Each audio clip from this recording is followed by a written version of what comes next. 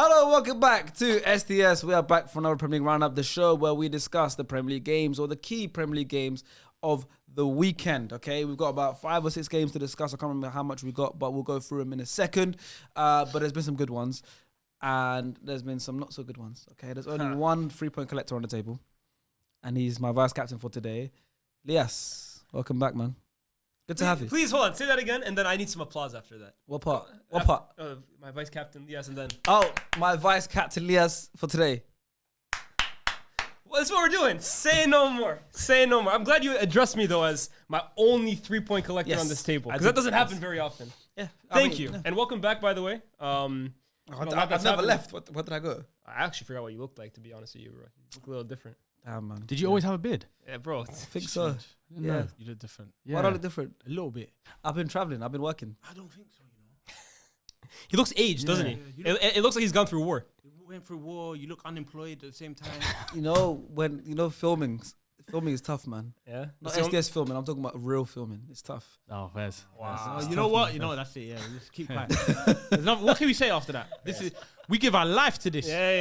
So do I. We give our life. So do I. But SDS is so good. It is the greatest football podcast in the world. It is so good that I don't have to always be here, and we still produce the best content. That's So facts. let's give a round of applause for that. Yeah. I can't be here. I can't be here every week, but the show still goes on, which is the best part, of course. Shout out I have SDS. been away, of course. I've been recording, and I will be away again straight after this. But thanks for enjoying the show. The support's been great. We've been doing a lot of stuff. Lias, opposite Lias, Fu is on for the first time since the Liba the Fu show launched. What is Fu Glizzy. this?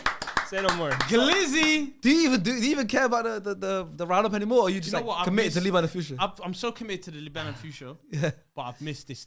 Yeah, it's Roundup. different. Well, it's different. the table room look The different, table looks different. Yeah, you look different. You've been in the other studio. The ugly faces in the background. Yeah. Like I've missed it. I'm not gonna lie, I've missed it so much. But the other side, The other studio, what's it like there?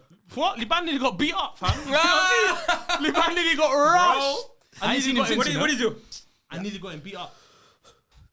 I swear it was me. I swear it was him. I heard the gulp. Oh Yeah. my It god, that guy's heart was beating on the mat. Yeah. And you know Liban's been he going had gym no for idea 17 what Bro, was he ain't going built on. for the moment, bro. If you guys don't understand the reference, latest episode of Liban and Fu Show is out. You with, must. With Akin Fenwa. Great guest, of course. You guys will know who he is. But there was a moment where Akin Fenwa pressed Liban, and we saw the fear in Liban's eyes on the episode. So if you missed it, go watch on SDS. So we've been uploading loads of videos, so I don't blame you for missing some content, because we're just pumping out the videos.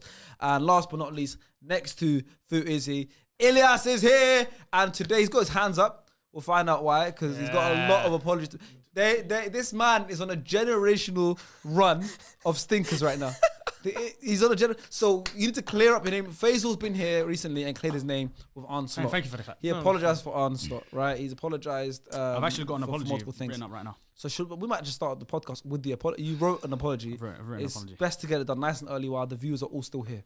So this one goes out to you, Ahmad Diallo, my Muslim brother. In Islam, there's a lot of forgiveness in Islam. Yes. So I've written up something for you. Hey Ahmad. 50 mil per stroke. Yeah. There's apology. Go read. Okay, go read. Hey Ahmad, I just want to reach out and sincerely apologize for the comments I made about you on the SDS podcast. I realize now that my words were unfair and not reflective of your talent and hard work. I truly respect you as a player, and I regret any hurt I may have caused. I appreciate your understanding and hope to move forward positively. Wow. I hope I want to send that to him. Yeah, please. I want to send that to him. Please. Hopefully he sees my message I hope so. and then he responds. And he No. Actually, I'd rather he never hears from this ever again. Okay. I'd rather, so when I see him, I say, "Oh, I love you, man. You're such a great player, man." Oh, you do Havertz. And Gramovich. All of them. Darwin Núñez. Oh, my boy. Well, on that point, off back of that apology, it only makes sense to start with the Ahmad Diallo derby. Man City versus Man United at the Etihad. The game was today. 2-1 to Man United. You know, big result. It was, two teams that have been struggling in form. One more so than the other, of course, Man City. And it was Amorim's second time playing Pep in about a month. It's his first time. But it's his first time playing Pep as a United manager. His first Manchester derby. I watched it. I thought that the game itself wasn't anything amazing. It wasn't a super entertaining game from a neutral perspective. Sure. Because these games are usually fun from a neutral perspective. You've seen 6-3s, double hat-tricks. We've seen United got the result over City loads of times as well. That's true. So we've seen loads, but this one was one of the lesser like ones of enjoyment. It's a mid-off. But it ended off with a bang. It finished with a bang. So, Lias, I'm going to let you talk about this because, of course, you did a watch along on your stream. Yes. So I'd love to maybe just you reiterate some of your points. Go ahead. This means so much to me, man. Honestly. My boy, first of all, what is it that Ahmad does?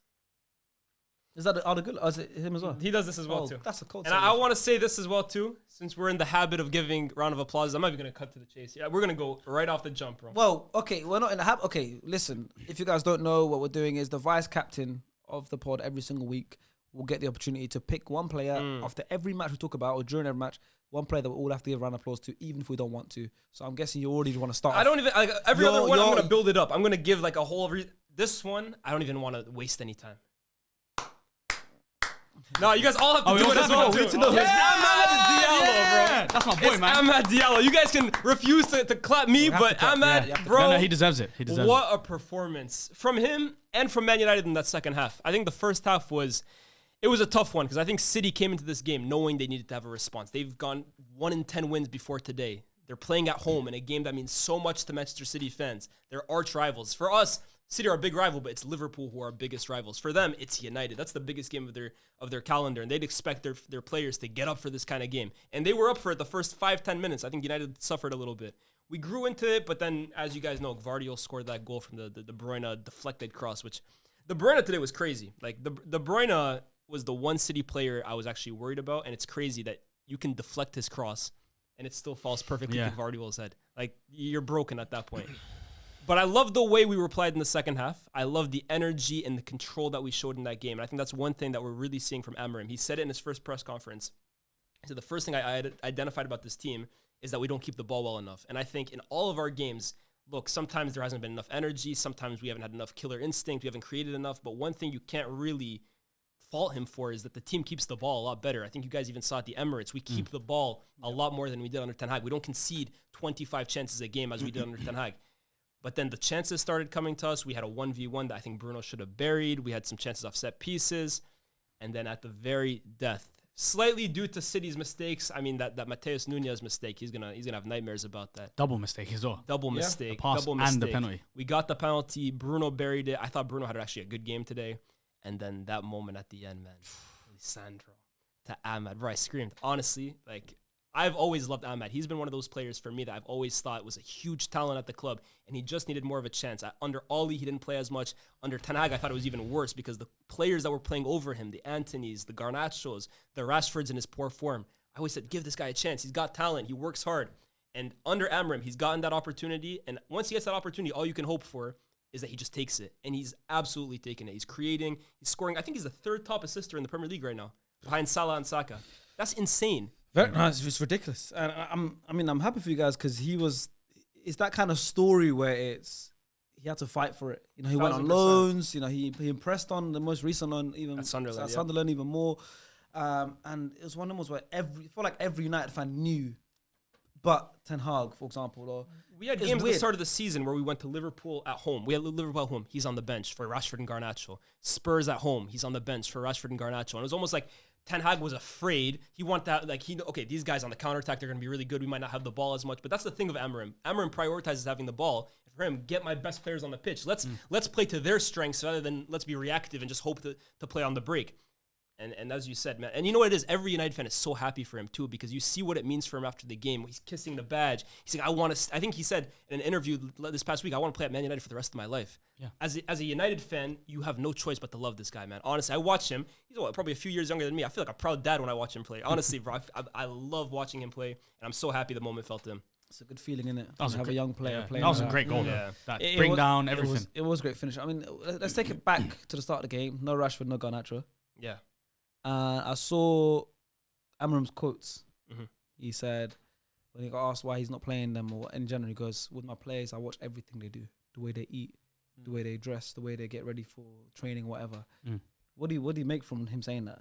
Obviously, he's probably talking about, I think he's just saying they've been fucking up somehow or messing up. And by him saying, I watch everything they do in terms of the way they eat, he's talking about, I watch everything they do, full stop. It's not necessarily about how they're eating, obviously. He's using that as like basically what he's saying is their behavior isn't right. I saw a leak. You saw the report this week that they had a bust up in training. That's like a rumor. I don't want. It's a rumor, but then the rumor comes out, and then they're both dropped on match day. I don't know. It's a bit of a weird one. He said after the game. He said after the game it was not disciplinarian. Yeah. I think honestly, like. It wasn't. I think both of their performances and both of the way Garnacho the other day, he got subbed off after a horrible game. He was like putting a straw on the touchline. Rashford, for me, I get the impression every time he comes up, it doesn't even look like it bothers him anymore. I don't want to speak for the guy, but based on what I'm observing, I feel like he's almost clocked out a little. But I saw a lot of talk on the timeline before the game about, he's benching Rashford, he's benching Garnacho, and they're big decisions on paper because those are two big names at Man United. But the way I look at it, we're 13th place in the Premier League. We're 13th place in the Premier League with plus 13th place in the Premier League with plus 2 goal difference. Yeah. Might be I would say maybe it's because Spurs won. We went back to 13th. We probably have maybe 3. Wait. How can you beat the reigning champions and go up to 13th, go up to 12th, and then drop back to 13th in the same day? What does that mean then? That's crazy. But hear me out, right? We're 13th place, and these two are two of our biggest players who played almost every single game in attack. They're part of the reason for why we're in 13th. So if he drops them, I don't really care. Only, I would say, 3 or 4 players this season have, for me, made a statement that they must be playing in this United team right now. For me, it's Ahmad, it's Mazraoui. Yes. Ugarte, I think, has made himself indispensable in midfield. Very good. He's been very and I think Onana, just because buy-in there, and he's had, for the most part, he's had a good season.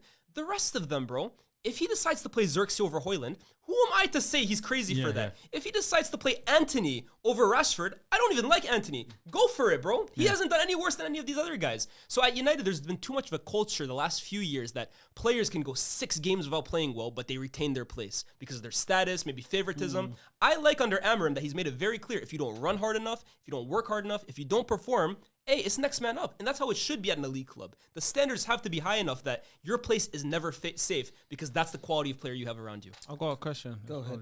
Who's the snitch? Yeah, there's rumors. Someone like me shouldn't be. I knew the lineup yesterday. You saw the lineup. The lineup came out last night without Rashford. So and what's Garnacho going in the on? squad. Who is it? Is it Abs? Is it a player? They're saying it's Garnacho's brother. I don't know. That's the rumors. I know you don't want to speak on it. Look, I don't know. I know you don't want to speak on it, but you're a journalist. But listen to this. But do you know what's been Algerian journalist as well? You are a journalist, so you might as well say it. I'm not the new school kind of journalist. Who's the snitch then? Who's the snitch? Okay, so I'm intrigued. Has Amorim messaged you and said, "Yo, don't speak about it today on the pod"? Yeah. Me and Amorim, we're on the same. Because look, Garnacho's brother, what's his name again? It's like Roberto or something. Yeah, he is playing into it because people will tweet about it, then they'll post a screenshot of him liking the tweet. Yeah. Of them saying, "Oh, he's leaking the lineup," then he'll post it. He'll like the tweet. So he plays into it a lot, and we all know there's a lot of athletes in sports, in any sport, when they have a weird brother, they have a weird like uncle, agent, or anything like that messes up their career with their antics off the pitch. Do you think this is got the Pogba's, got Anelka's brother, William Aubameyang? Yes, exactly. Aubameyang's Patrick Anelka's Mahomes' brother. All of them, they do this weird stuff, and then sometimes it hinders them in their career. Yeah. Sometimes it hinders them in their career. Do you think this is going to hinder him in his career? Hey, bro, I keep this very consistent. I'm really just worried about performances, bro. With Rashford, the same thing in terms of this last week where we were talking about his off pitch. I really couldn't care less, bro. Honestly, for me, it's just how do you perform on the pitch? And the reality is Garnacho and Rashford haven't been anywhere near good enough. Some of them for weeks, some of them for months. Like Rashford gets paid £300,000 a week, and he's putting in these kinds of performances. So I don't really care what the story is off the pitch. I look at how they play, and that's really my priority. But at the same time, this whole league thing, I think the club definitely need to put a stop to it because the fact that a night before one of our biggest games of the season, the entire lineup, player for player, was guessed correctly or reported correctly, that's unforgivable. And the thing I don't understand too is who does that benefit? It doesn't benefit you as a player. Okay, you might be petty that you're not playing, but you don't gain anything from it, and it only hurts your team. It only hurts people you're sharing a dressing room with. So I hope it's found out, and I hope whoever is kind of responsible for that. I hope they get sold. Honestly, they should be sold. It doesn't matter who it is. Okay, unless it's Ahmad, then I can forgive you, bro. I get it. Can we please talk about Manchester City?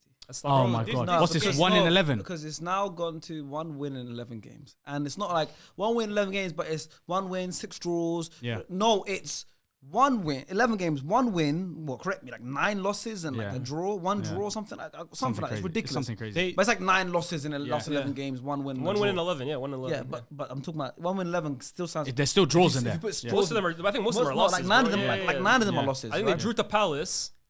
I think that's it. They drew That's to what I'm Palace. saying. The rest are all losses. Bare Reds, losses, bro. bro. It's bare- The rest they are got all- bare- the rest are all they losses. lost And bare. you look at the games that they're playing. It's not like they're I got it playing here, I got it Arsenal, here. Liverpool, Alright, Two Barca. draws. Yeah. 2 draws, 1 win, and 8 rest- losses. And the thing is, look at the opposition they're playing. They're not playing Yeah. elite teams here, bro. Like Spurs, Bournemouth. Spurs, bro, is a Spurs team that Spurs hadn't won. twice. Like they won. Yeah. That was their one win in like 6 games. Spurs. Spurs twice, won the cup, obviously won the league. Bournemouth, of course, Sporting, Champions League, Brighton. They lost to Liverpool, of course. Juventus, Yeah, Liverpool's the best team United. they played. Yeah. This it's getting to the point where It's worrying. no, forget worrying. it's past worrying. worrying. Worrying's not the Like, word. it's- no, Worrying's it's not the ridiculous. word. It's Juvenile. Leicester winning the league. Leicester winning the league. I'm Yeah. still struggling to understand it. Yeah, you can't fathom it. This is one of the Yeah. moments where I don't care if they've missed, even if they had 6 players injured. I don't give a crap. You're Manchester City, right? I'm talking about Man City, even with 5-6 players out, shouldn't have this record. No. Arsenal, who aren't as good as Man City, even if we had 5 starters out, we wouldn't have this kind of record 11.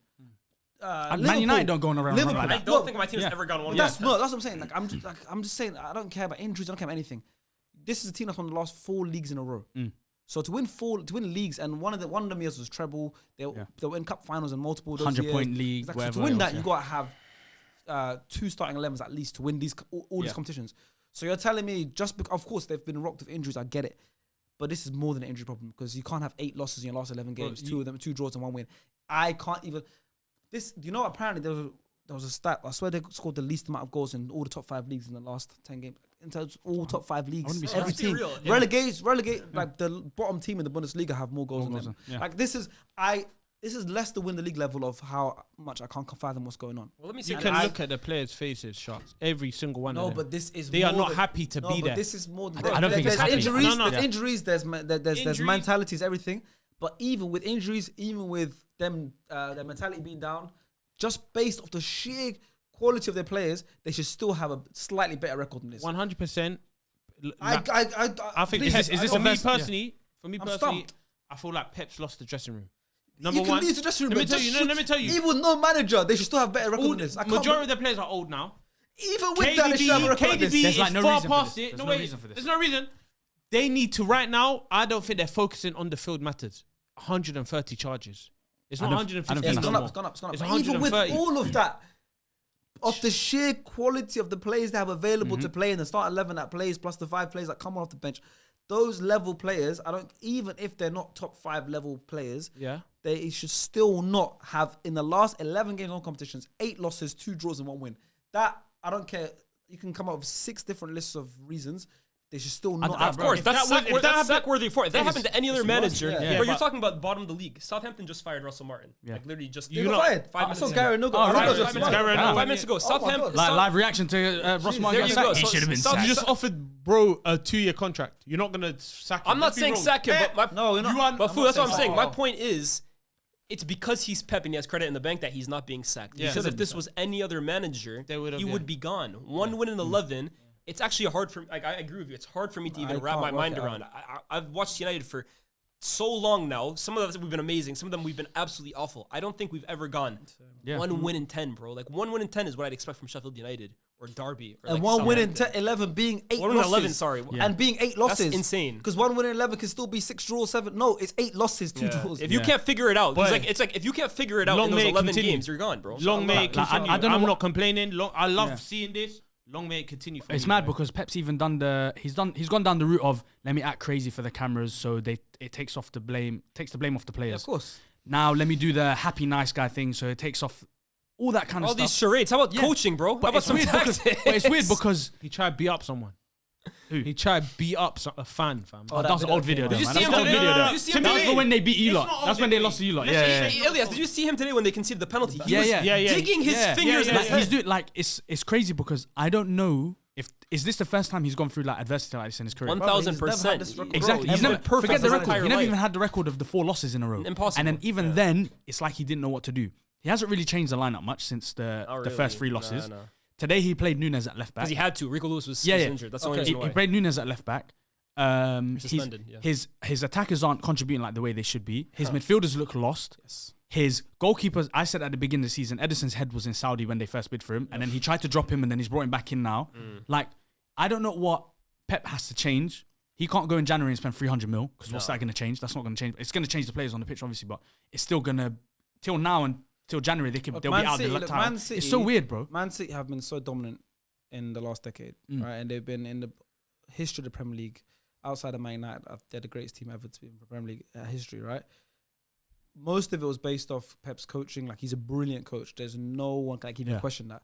A lot of it was down to mentality, where Man City, you've seen them. They've had Liverpool drive them to Liverpool get 97 points, lose one game. City will still win the league. Yeah. Liverpool have taken to the last day of the season more than once. City will still win the league. Obviously, Arsenal last couple of years have still pushed them, and still they had the thing of the mentality of you can't beat us. You know when someone just always wins, you just can't because they don't find monsters. So they're mentality monsters.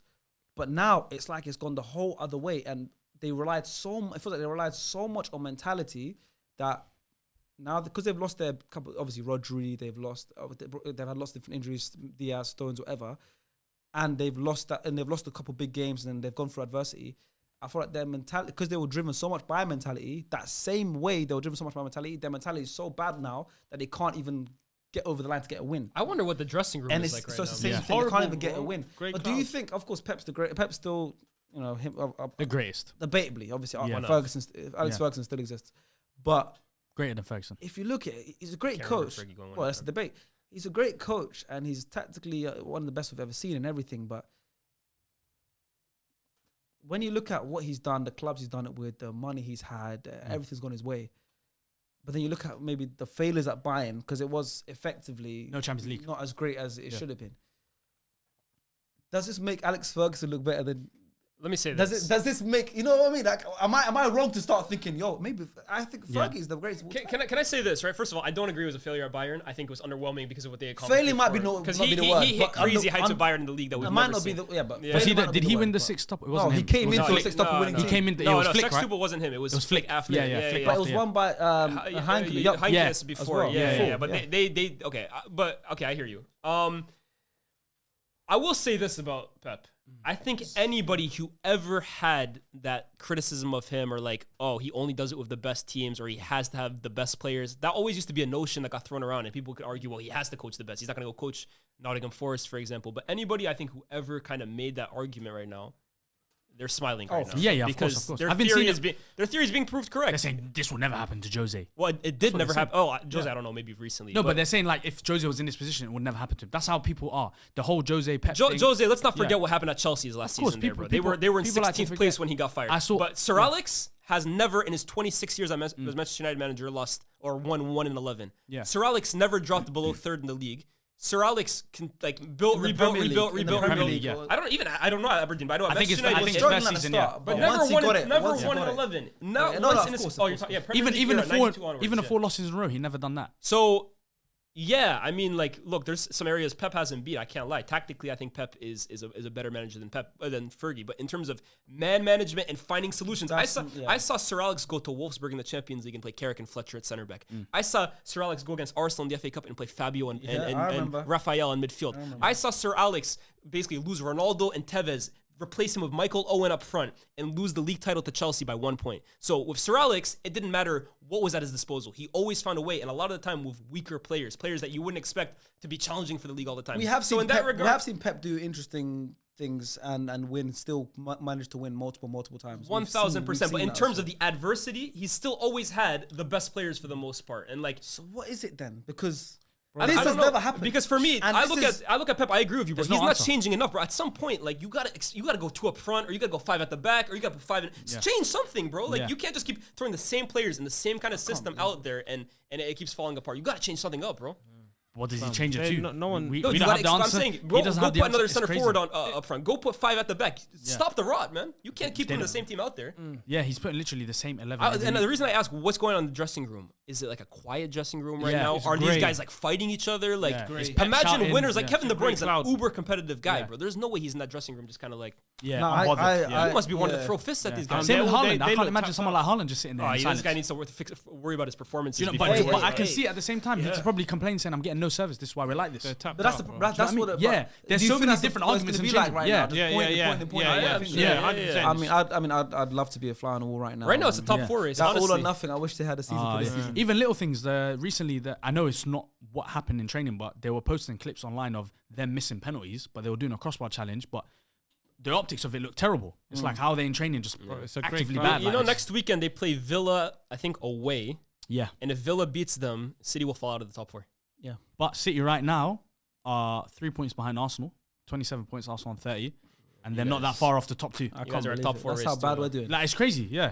But It's crazy. I can't believe it. But anyways, listen, there's so much to unpack. Can I give one last shout out to a player? Of course you can, but it's not in a round of applause. No, it doesn't need a round of applause. Yeah, no. But for me, last week I demanded an apology from Faisal about Mazraoui, and he went back at me and said I need an apology for Ugarte, and I said no, I'm still not there yet.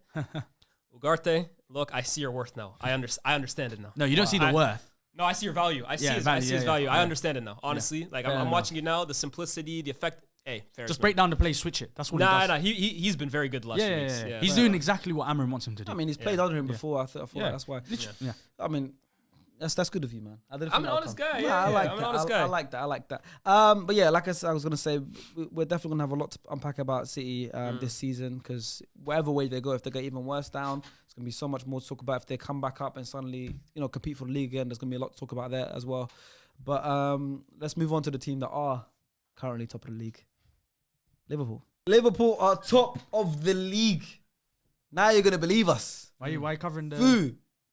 Welcome back, man. Yeah, I'm back, man. Welcome back, man. How does it feel? It feels good right now. I'm not gonna lie, but it's a bit scary. What's scary? But They're dropping points. We're dropping two games. We dropped 2. But the thing is, this is normal in football. But because we've been so in a high win, it's different. But after the game, your rivals are dropping points as well. No, listen, rivals are dropping points. But that's what kills a bit. Rivals are dropping points. So you thought we should take further. advantage. Yeah. So before the poo vs poo fixture, what's that? Which one? City versus United? Diarrhea or constipation? Which one? I prefer diarrhea. I prefer diarrhea. Before that fixture, I was like, this was a 2 points dropped and 1 point gain. Okay. When we played Fulham, we only gained a point, but we lost 2. It's bad.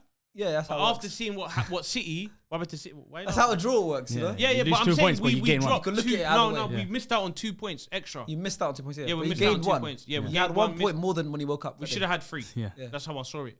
But then when I saw poo vs poo and the other poo lost, I was like, oh my god, There's a lot of poo references. this is all right. Yeah. No, but football. That's what it was. That's what it was with them. Yeah. But Let's talk about your game. Credit. Because very early on you had a man sent off. Yeah. You know. Yeah.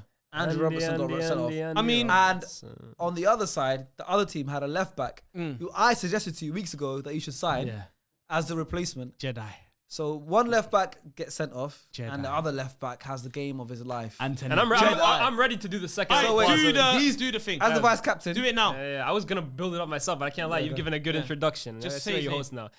Jedi Rob. What is it? Anthony Jedi Robinson? What a player. Terrific. Yeah, Terrific performance. But I want to say the refs again. So Robinson was sent off, but what about Diop? Why was Diop not sent off? Yeah, good question. These are the questions we asked. Did he forget his cards? Did the ref forget his cards? I had it for you. No. Like, let's be serious. Yeah, it's a good question Was that not a red? It was.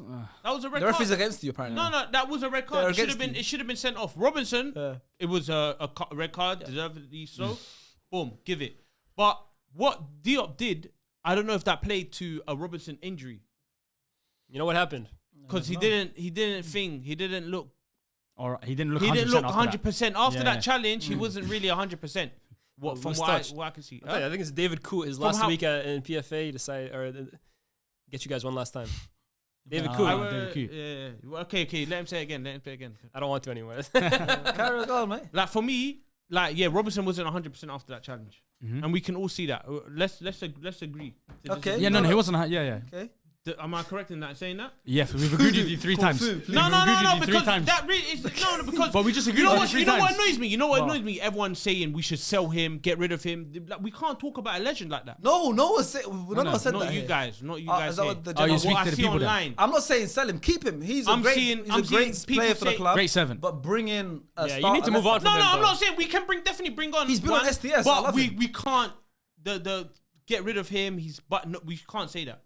Okay. This is a legend. We don't disrespect players, bro. Facts. We don't disrespect our players. This No, is a legend. facts. Shouldn't. You can't say that. You shouldn't. So the game finished 2-2. Yeah. You had 10 men.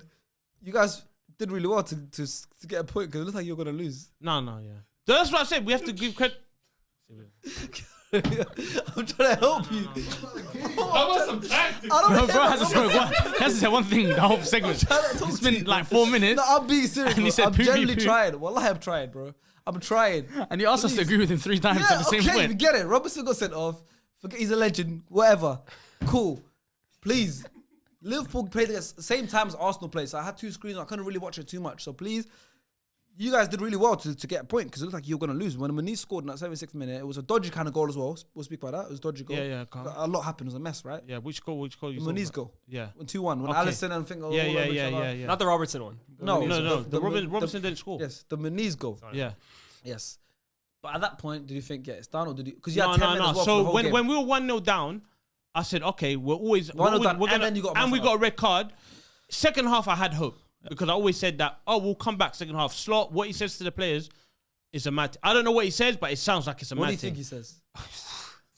I don't even know. Yo, you had a great Klopp I don't impersonation know. back in the No, day. Can you with do a slot one? With Jurgen was the man with, when we have 10 men, we're still going to get 3 points. Yeah. Slot is when you're down in the first half, when it comes to the second, you got to kill us first half, bro. If you don't kill us first half, second half, we're coming out.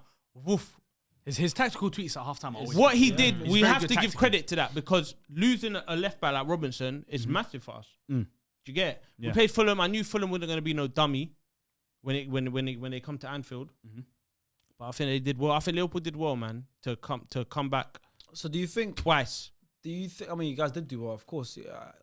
My heart sunk when Jota equalized. I thought you were They losing. pressed really, even with 10 men, right? Their performance with 10 men was better than a lot of teams this weekend with 11 because they kept pressing, they were attacking. They looked at the end. You guys nearly grabbed the winner with Van Dijk at the end. Yeah. So- and Diaz, we could have grabbed the winner, but like with the 10 men, I'm not gonna lie. Even though we should have, I feel like we should have won. I'll take the point with 10 men at Anfield. I'll take the Of point course, you had 10 men. any day of the week. And looking at the other results with Arsenal, Man City losing, it worked in your favor. I'm definitely taking the point. But that's back-to-back draws now.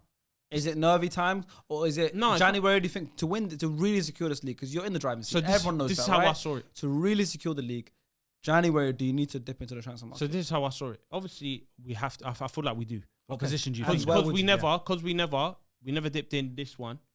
I think Slot wanted to probably see it. Like, okay, let's see what we can improve and he's done on. really well. And he's done really well. But I feel like obviously January it's easy to say as a fan, I want 3 players in these positions.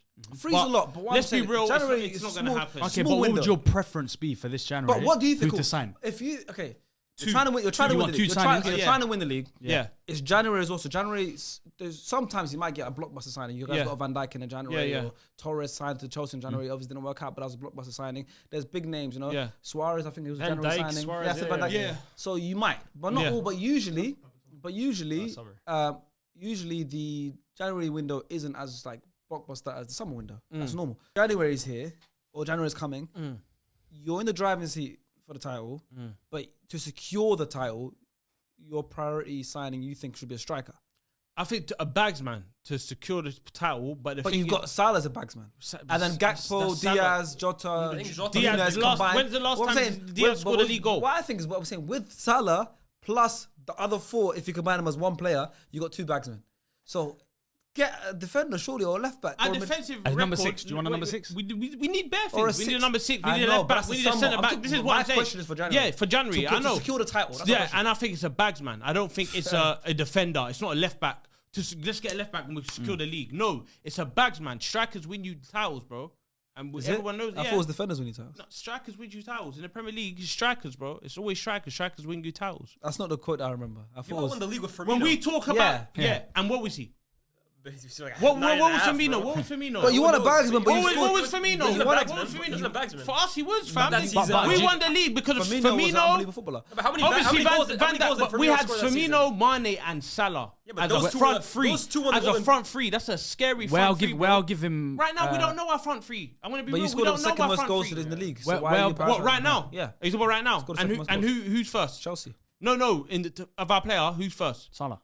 Top goal scorer, no? Salah. Because he's the best player in the world right now. Exactly. So He's the best player in the world but right that's now. not my point. That's But not I my feel point. like I'm saying we drew with Newcastle, right? I understand. No, wait. Did we draw with Newcastle? Drew to Newcastle. Drew to Could we have Fulham, drew to could we have Arsenal, won that game lost to against Forest. Newcastle? Could we have won that game? Did you not see the Nunes chance at the end? Yeah. Yes, where And even the early one. Yeah. And was that not a mad finish? Was that not? Should you have buried that? So what, Should you have buried that? Nunez If now? we had a bagsman. I thought Up Nunes top. the guy. No, that's the guy. But we need a real bagsman now. We've had him for 3 You seasons. think We Jota need, can be that guy for you guys? Jota. Or is it more a fitness thing? Gakpo scoring. Because I feel like he's the best finisher at Liverpool in my But he opinion. does struggle with injuries a lot, though. we don't see him for the whole season, bro. We don't see him. We see But him where come I'll in. give him grace is, I think before the Fulham game, Salah had like 21 goal involvements in like 28 games. That's gonna dry up soon. Can't like, rely on just you can't rely on that. His Christmas post is coming up soon. We know what happens after the Christmas post. Yep. Like things dry up for Salah when after post Christmas, but I feel like I'll give him some grace in terms of Ramadan's coming up. yeah, He's fasting as Ramadan. well. Yeah, he's gonna be He plays fasting good as well. when he's fasting, though. We No, need yeah, a to be honest, he striker, does. fam. To be honest, a lot of Muslim players play good when they're fasting. I feel like they're Ramadan's more Mazraoui mentally prepared. Mazraoui's gonna cook. Ahmed. And Ahmed, they're gonna cook. We're going top of the league. Champions League football? Technically, they're not gonna cook until sunset, but like, you know what I mean? On the pitch, on the pitch. Slow cook. On the pitch, on the pitch. Okay, cool, fair enough. That's good. But going back to, we're gonna be flipping. Go back and forth because obviously both drew. Going back to Anthony Robertson, I'm very impressed by him. In general, but since the start of last season, Anthony Robertson has assisted 11 Premier League goals, the most of any defender. That's more than Trent. Andy Robertson, you're talking about. Anthony Robertson. And what he done. So Andy's Robertson and Yeah, this is Robertson. yeah, but I don't know. I'm just saying because Andy Jedi. Robertson. Let's call him Jedi. Jedi. Yeah, let's call him Jedi. Cool, Jedi. How you not call him Jedi? Is that That's his his name? nickname. That's his nickname. Oh, his nickname. Yeah, Okay, yeah. I thought he was Even that. Instagram, Anthony Jedi. Okay, fair. But, No, but look, unbelievable. He's an What he American. did- He's the best American player. It's crazy. Yeah, I couldn't Pulisic believe right it. now is going He's crazy from Milton right now. Keynes. Yeah. He's from Milton Yeah, Keynes. yeah. It's I mad. remember him He's reading that. Yeah. He's English. He's English Yeah. guy. He's I've heard him both speak, English yeah, parents, yeah. but English Yeah. parents. But I think his dad has American like a citizenship grandparent or something like that. Yeah, Yeah. He So played. represents America. He played in a position England against. could have done with him now though. Go on. Oh yeah. He played in a position against Mo Salah and Trent and kept them quiet. And he got an assist. And assisted He twice. twice. Yeah. Was it Every, twice? every, Oh, si- yeah. every single Fulham attack came from his side, down Bro, Trent's just side. last Oh, week, down- just last yeah. week against Saka, he had a great E- game. Every Oh, game, yeah, every yeah, attack yeah. was Yeah, down yeah. Trent's That- side. that- Everyone. like I He's had a good week. He was a great Yeah, game. He's had a very good week, and That side, like you yeah. said, England could Yeah. use with it. Yeah. Imagine Tuchel I'll with him definitely- at left wing back. I would love him. 100%. I'll course, I I'll think definitely everyone- take him. I everyone think that should be. That's someone that we should definitely look at. But as of now, I think we obviously okay. People can say we need a left back, we need a centre back, we need a 6. But for me, we're not. It's the goal. It's just coming from Salah, bro. Diaz ain't scored since September. That's a long time. And if it's not Salah scoring, I don't. Who? But Gakpo's been Who chipping can you in say? recently with the goals. Gakpo's been chipping in, but it's not. We need someone. You're not getting always goals. They're not getting starting. goals from midfield. That's what I was We gonna say, need yeah. a real need a- yeah. striker, a real number 9 that's just gonna get goals. Boom, boom, boom. That's a tough position the to point. find, though, fool. In January Especially as well. In January, that's a tough. That's a You- tough. I I don't. position Think, to I think find. in January. I think in January you can get Who would players you? like that. If I could give When you it comes to realistic, a who would number you sign? 6 That's tough. That's in tough. January, Yeah. Well, you're fool, not let me gonna ask you get this that, then: bro. a center A forward. solid centre back in January, you're not gonna get that. You're not gonna get these who people, would you? fam. Who would you like to see Liverpool target striker wise? Because A lot of is there a people- name for you that you would like to see? Yeah, I think I'll take 2. I'll take 2 as of now. Mm. I think I'll take Isak. Chill. 100%. In January. Chill. Yeah. Chill. Impossible. I'll break the Relax. bank. We got dibs. We got dibs. We got dibs. I'll definitely Isak. friends. And for me, It looks when more like me than you, man. when it comes to Brazilian, it's not about looks, fam. That's what I'm saying. This guy's always playing does. the pretty card. And all he the speaks time. more. Nothing to do with it. I said, looks more. Oh, who's the other guy? Let's not talk about looks. Let's just Where the hell did that come from? Who's the Red other for guy? nothing. Who's the other guy? Yeah. Straight red. Should have been Diallo. Should have got that. You're getting this. You're getting this for now. But let's talk about what was you talking about? Strikers. Strikers you'd want to see sign. Joao Pedro. Okay, we're Joao talking Pedro. now. He We're gives me talking Firmino now. vibe. So Okay, fair. he's another one that I'll take. So I think I like that. I like that. Yeah, Them that's two a is good. a That's an great outside shout. I haven't heard that one I before. think I That's think a good that outside them shout. two for me. I'll take number 1 be Isak. Yeah, no, chill though. We got Back dibs. up. We have will be dibs. Joao We Pedro. got dibs on it. But these are the 2 people that I want, and I think that can wants cross to play us football, over the bro. line to. Right now, it's a wild west. I think us and Chelsea. You guys, actually, no, I don't think you guys will fight for the league, but Chelsea. I think it's They are- us. yeah, I they think are it's closest Liverpool and to Chelsea. yeah. The difference is if we get a world-class striker that's going to bang in the goals, whether we got the 10 men and we can get the 10 men, look, we're drawing against Fulham. Newcastle result. away, 2-2, we're drawing. But if we had a killer instant striker that's just going to Yeah, but look, that will win us the game. The thing is, bro, drawing at St James's Park, there's no shame in that. City have won leagues and they've drawn in that. In the way we drew, there's shame. Drawing to Fulham after being 10 men and losing 1-0, there's no shame in that. Apart from the Forest game, you've not had one bad result this season. I think the Newcastle, it was a shock to my system. There's no shame in that though. There was a shame. St James's Park. In the manner we gave it out. No, in the manner, not in the manner we did it though. Okay, your performance you're talking about. Yes, a mistake. Exactly. But mistakes manner, are easier to look past because it's a once. And also mistakes. And then when I saw from the second choice keeper as well, which is expected. And how well Keller saved penalties and stuff. But why do I still remember the Nunes miss then? Why do I remember the Nunes miss? We had a bags man. They stick out. Props to Fulham anyway. Listen, speaking of teams that take off points off big teams, Fulham, that's Arsenal and Liverpool in the same week. That's crazy. Within a week. Marco Silva's doing an amazing job. This season, Fulham, Bournemouth, Brighton, Newcastle, of course, as always. Newcastle's tough to play. But Fulham have taken, Bournemouth have taken points obviously from Arsenal, City, and Spurs, and Villa. But so these teams, Fulham's another one. Fulham last season from Arsenal we lost the league. They might be your bogey team, bro. We lost the league. Yeah, we lost the league because of Fulham and Villa. They take your youngsters. I don't they think take it's points panic off you. stations. We don't need to panic. No, there's no panic. I don't think Liverpool. We need to panic because we drew 2 games. I think you win the league by 10 points minimum. No, 10. I think it's closer. I think it's closer than that. I just want the league, bro. I don't care. I think Chelsea will be the only ones that will. Challenge. We'll talk about Arsenal next because that's the next game. I think Chelsea will. 10 points. I think Chelsea will push you till about February, March, and therefore they can push us they could push us till May, bro. I wouldn't be surprised if they win by 10 points. I just want that trophy, and I think maybe actually, I don't know. I think Chelsea will be there. I think they'll be there till March.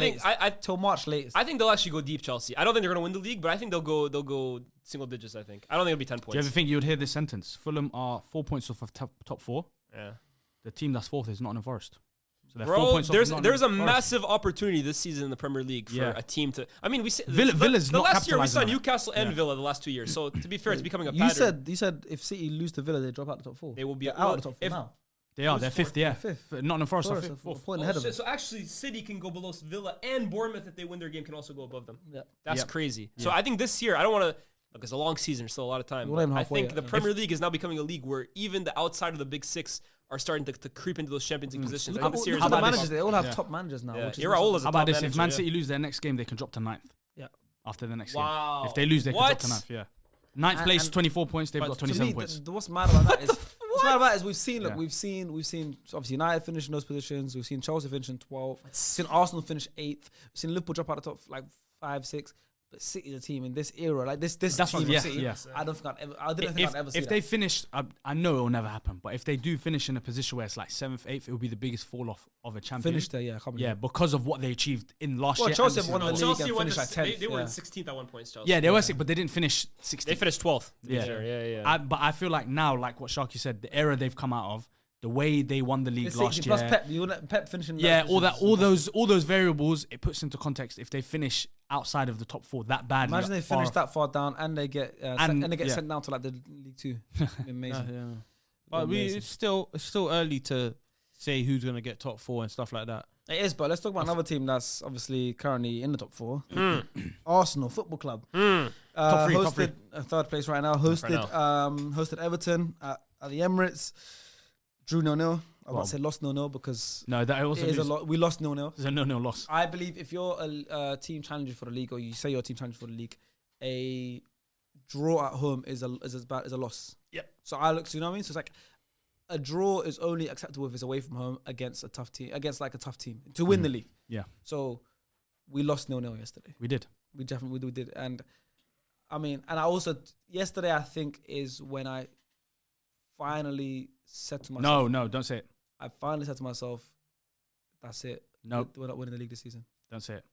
Yeah, it's over. It's Jover. done. But it's Jover. No, because look, we've had tough results. You know, we've obviously had the 10 men against Brighton with that draw. We've obviously had the 10 men against City with that unlucky John Stones last minute equaliser. We've had the 10 men against Bournemouth where we lost away there. But every one of them, there's been reasons. I had an excuse. We had 10 men, you know, or City got lucky. They did, you know, because there's one kick, it was a deflection. I had an excuse. Then we lost to Newcastle away. It was a shocking performance. But in my head, I was like, we lost Newcastle away last season and we almost won the league. So I can accept the loss at St. James's Park. I don't like it, but I can accept it. Then we draw to Fulham away. I know they're our bogey team, but that was one where we didn't deserve anything from that game. Mm-hmm. But to be a team that wins league, sometimes you got to take points when you don't deserve to win a game. You got to win games you don't deserve to win. And when we scored the winning goal, that moment when Saka scored a header, back post header, and we got ruled offside because Martinelli, the pass wasn't even in front of him. The pass was behind him, and he was just offside. Like it's not like he was a through ball. And he was looking down the line as well. And he was looking on line when that's when and on that same day Liverpool dropped points to Newcastle. That's when I was like, okay, this is bad. But yesterday, that's it. Let me set the scene. I was in South Beach, Miami. How warm was it? 24 hours ago, I was in Miami. Warm. It was warm. Let me tell you, warm. It was very warm. You know, I was in South Beach, Miami, and now I'm here on the podcast. It's crazy how life works. And Liverpool game is on at the same time as the Arsenal game. It's 10 a.m. for me. Miami. It's 10 a.m. Liverpool go 1-0 down. I'm like, I don't celebrate. When Liverpool go 1-0 down, I don't celebrate because, you know, Liverpool, unless they're 3-0 down, they're going to win in my head. Then Robertson gets sent off. I'm thinking, there we go. We've got Everton at home. We're going to win this. It's okay. You got food in the oven right now, though. Food in the oven. 0-0 at half time. All of that stuff. I'm still thinking it's cool. We need to win this game. I wasn't happy with the performance. We're going to speak about performance in general. I wasn't happy with the performance, but I'm still thinking we can get the win here. Liverpool 2-1 down now. Nunes scores. I'm gassed. And we just don't look like we're going to do anything. At all. And when that final whistle went, and obviously added even more pain when Jota scored as well, because even if you guys lost, I still would have felt a bit better. You guys got the point anyways, and we didn't get a win. I then said, yeah, it's done. And it's not because, results-wise, it's done, because we've had so many chances to capitalise, and we haven't. So results-wise are bad. But for me, it's deeper than just results. You got to look at so many things. And of course, I'm seen as the positive Arsenal fan, the biased Arsenal fan, all of that stuff. And yeah, I am all of that. And I'm not no crazy Arteta rat and everything. I think it's crazy to say. You can look at certain decisions made and tactical decisions of the coach, but you're looking at it, and now you can't help but look back at the summer transfer window. You can't help but look back at it, you know, because in hindsight now, to me, it looks way worse than it did in the moment. Yep. You look at that and it's like, was that a good window? Probably not. You look at how we're playing. Obviously, there's the whole joke of the set piece thing. Obviously, we were enjoying that joke because we were winning off them. But realistically, now when you look at it, it's like we haven't really got anything else. There's not much creativity going on.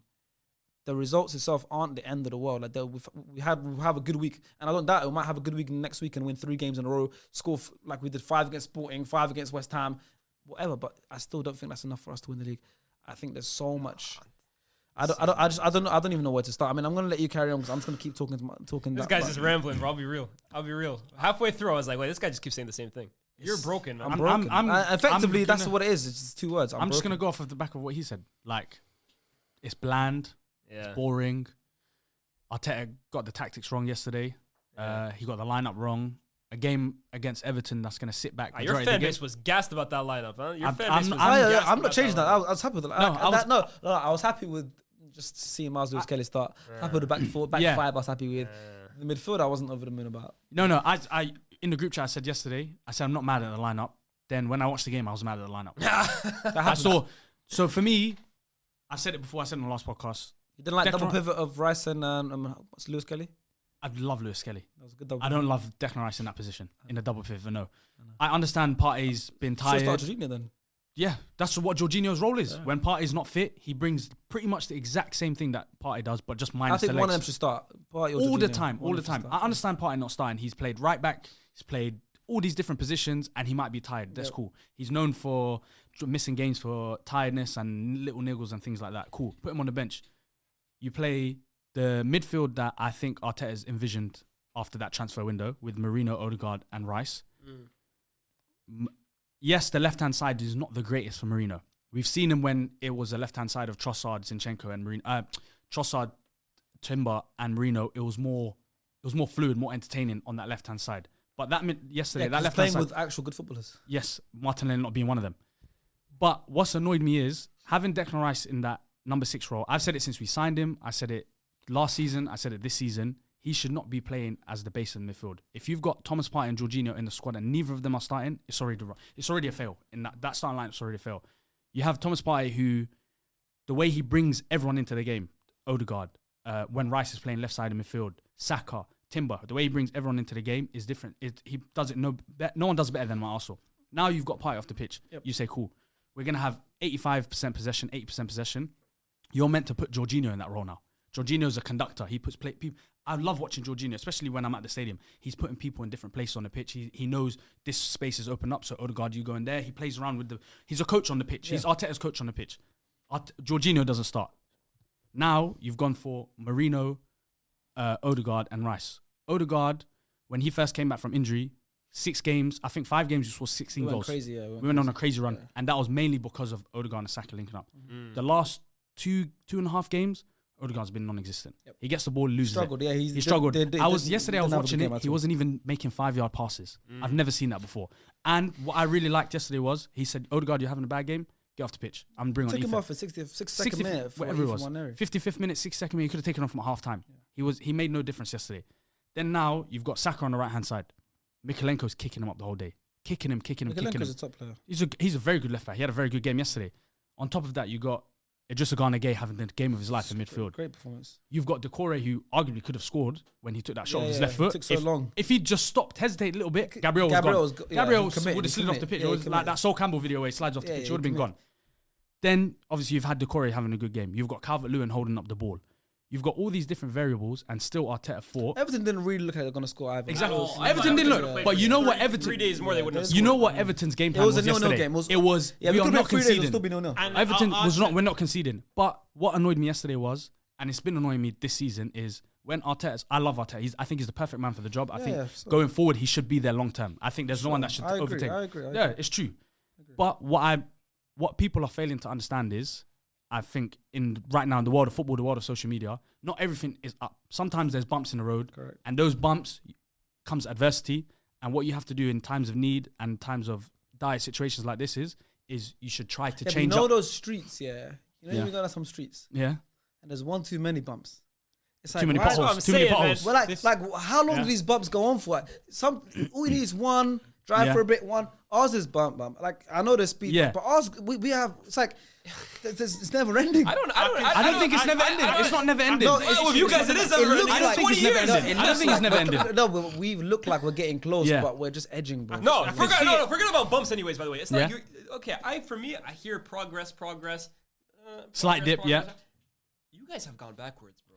Let's call it what it is. No, you guys have stagnated, Ilyas, honestly. No, I was going to say that. There was a point where with Arsenal, there was a running joke on here that I was a closet Arsenal fan because I loved watching you guys play. And I thought you guys were a major threat to City's domination. And for me, you guys know where I stand on City. I can't believe United fans actually root for them in title races. I would rather see Arsenal win the league. But I hate watching you guys play now. It's terrible. Genuinely, I cannot get myself up to watch your games anymore. Like, I watch them because I have a job to do. Outside of that, bro, you guys are dreadful to watch. And I look at the recruitment from the board this summer. I reiterate it. That's not a window that you kind of make if you want to make the next. There was a gap between you and City. That window didn't bridge the gap. No. Sterling, does it even exist anymore? I don't know what he's doing. I don't know what he's doing. I think he's just back in South Calafiori's been out, but even Calafiori, does that bridge the gap between City? And then for me, I look at that 22-23 season, and I think last year was a healthy balance of what Arteta wanted and like still playing good football. But I think the ending of that season scarred Arteta because I watch Arsenal now. The ending of last season or the Saliba season? No, the ending of the season before that. The Saliba season when he went down. I think it scarred him because you guys were playing liquid football that year. Unbelievable football. Still dreaming about it. And I understand like you could. There's always a balance. There's always a balance in life. Nelson, man. That season you guys played amazing. That Bournemouth game. Allow the Bournemouth game. That's 2 years ago. No, but you're talking about that season. Even that season, the Fulham, Gabriel scored last minute. Yeah. I did a whole speech, man. And it ended in tears. But my point is, right, that season was fun for you guys, right? But okay, you needed to be a little more defensively strong and midfield more organized. And you did that last season. But now you guys have gone way too far right, man. It's the complete opposite extreme. Yes. And it's not fun for you guys, but the most important thing is this. There's no right way to win games. If you guys win the league by being compact and winning your duels and set pieces and all that stuff, that's fine. You guys may not love the way you're playing, but if you win at the end of it, it's all good. I've seen Chelsea do that over 38 games. They don't play the best, but they win. But if you don't win, and you're not fun to watch, at some point, bro, fans are going to start turning on the manager. So you're saying, I think Arteta's long term. I don't necessarily believe I agree with that, man. If he doesn't get results at the end of the day, 2 years, next year for me, if he doesn't get the results at the end of the season, I don't know how you can continue saying Arteta's the guy, Arteta's the guy, Arteta's the guy. Let me wait one second. Let me just explain this part. So right now, Enzo and Slot have come into the Premier League. They're ahead of Arteta, and they're doing better. And one of them could win the Premier League, more likely to win the Premier League in their first season managing the Premier League. Yeah. if one of them two win the Premier League and Arteta turns around and says, what I've tried to do this season was wrong, and he tries to rectify it by signing the ultimate left wing that everyone wants, or the number 9 that Arsenal want, and then next season we go and win the Premier League, everyone will look back at this season and think, okay, Arteta overcame the adversity of being a first-time... He's still a first-time manager. This is his first real job. He's still a first-time manager. He's come over that adversity and he's changed his ways and he's gone forward. Right. It will look better in hindsight if that was to ever happen. This is all hypothetical. Sure, that's what I'm saying. Next year for me is big for him. That's what I'm saying. So if this season it goes down the road where we just finished top 4 and it's boring, bland football and it's set pieces and it's Saka or die, and then next season in the summer we say, we want a Rafael Leao. He goes to try to get him. We get Osman. We get Isaac. Anyone. Sure. And then the season after, we go and push for the Premier League and win the Premier League. Everyone looks back at this season. But what if you don't? What if you don't? Because then, let me ask you this. Let me ask you this Then there's real questions. Let me ask you this for Arteta as well too, because we're talking about the players, and I agree with you. Yeah. Like some Martinelli, even Havertz, Trossard for me. I'll never forget arguing with AV about Trossard. Whatever. Yeah.